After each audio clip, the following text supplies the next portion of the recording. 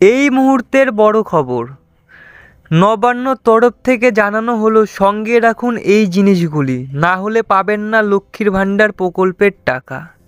তো আজকের ভিডিওটিতে নবান্ন কি কি কাগজপত্র সঙ্গে রাখতে বলেছে সেই বিষয়ে আলোচনা করব। আপনারা শুধু মনোযোগ সহকারে ভিডিওটি শেষ পর্যন্ত দেখতে থাকুন।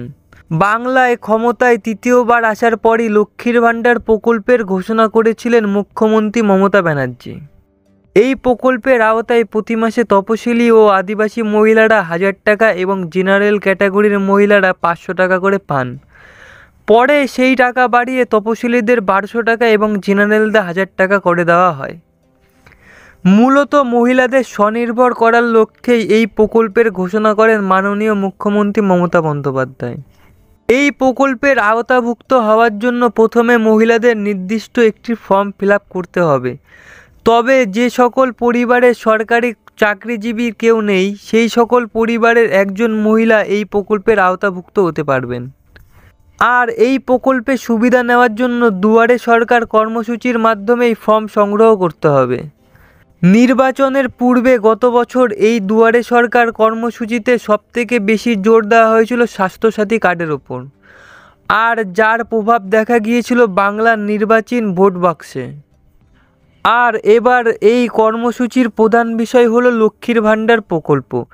আগামী 16ই আগস্ট থেকে শুরু হওয়া এই কর্মসূচিতে লক্ষ্মীর ভাণ্ডার প্রকল্পকেই বেশি প্রাধান্য দেওয়া হচ্ছে।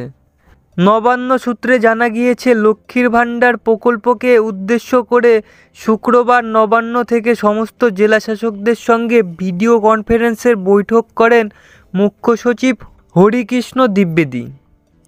এই বৈঠকে বলা হয়, দুয়ারে সরকারের আগের মতন সমস্ত প্রকল্প থাকলেও এবার প্রাধান্য দেওয়া হবে লক্ষ্মীর ভাণ্ডার প্রকল্পকেই।